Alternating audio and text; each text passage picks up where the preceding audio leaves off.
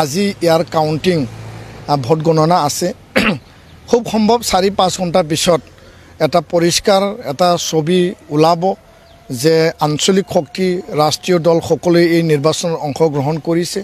তো 26,58,000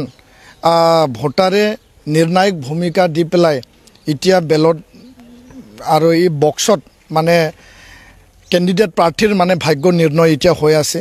আৰু কাউন্টিং হোৱাৰ লগে লগে যেতিয়া মানে সময় বাগৰিব তেতিয়া ৰিজাল্ট আহা আৰম্ভ কৰিব আমি আশা কৰিছোঁ যে বিটিআৰবাসী 35 লক্ষ জাতি জনগোষ্ঠী 26,58,000 যি ভোটাৰে নিজৰ ভোটদান সাব্যস্ত কৰিলে গণতান্ত্ৰিক অধিকাৰ তেওঁলোকে সাব্যস্ত কৰিলে বিটিআৰত এটা শক্তিশালী আৰু এটা ৰাইজে বিচৰা ৰাইজৰ চৰকাৰ জনতাৰ চৰকাৰ যাতে আহক তাৰ কাৰণে নিখিল বড়োৰ ছাত্ৰ সন্থা সদায় আমি কামনা কৰিছোঁ এই চৰকাৰখনে যাতে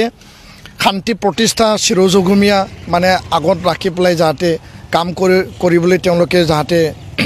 মানে প্ৰচেষ্টা অব্যাহত ৰাখে আনপিনেদি বড়ো শান্তি চুক্তিৰ আধৰুৱা হৈ থকা এই দফাসমূহ যাতে ক্ষিপ্ৰতাৰে ৰূপায়ণ হয় বিটিআৰবাসী ৰাইজৰ সকলো জাতি জনগোষ্ঠী 26টা জাতি জনগোষ্ঠী ভাষা ভাষী লোকৰ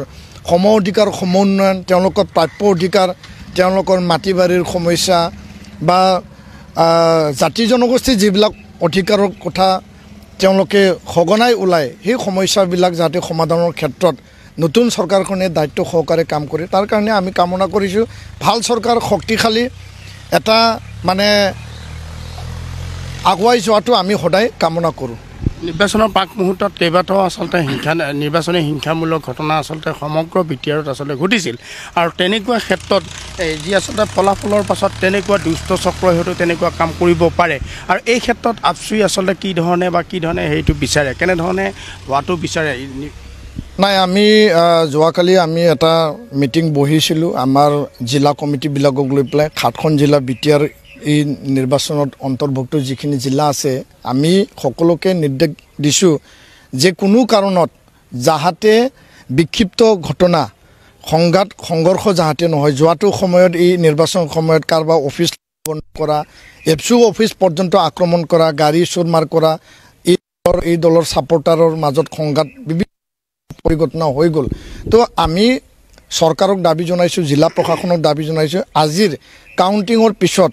ৰিজাল্টত বা ফলাফলটো লৈ পেলাই কোনো যাতে সংঘাত সংঘৰ্ষ নহয় কাৰো যাতে ক্ষয় ক্ষতি নহয় আইন শৃংখলা এই পৰিৱেশ পৰিস্থিতি মানে নিয়ন্ত্ৰণ প্ৰশাসন কঠোৰ এটা পদক্ষেপ ল'ব লাগে চকা নজৰত তেওঁলোকে দৃষ্টি মানে সদায় নিক্ষেপ মানে ৰাখিব লাগে আৰু নিখিল বড়ো ছাত্ৰ সন্থা প্ৰতিটো জিলা আঞ্চলিক কমিটিক আমি সজাগ সতৰ্ক সচেতন হৈ থাকিবৰ কাৰণে আমি কৈছোঁ মুঠতে আমি বিচাৰিছোঁ যে আঞ্চলিক শক্তি ইয়াত নিৰ্বাচনত অংশগ্ৰহণ কৰিছে ৰাষ্ট্ৰীয় দল এই নিৰ্বাচনত অংশগ্ৰহণ কৰিছে এটা মানে সকলোৰে প্ৰচেষ্টাত ভাল এটা চৰকাৰ হওক সেইটোৱে আমি বিচাৰিছোঁ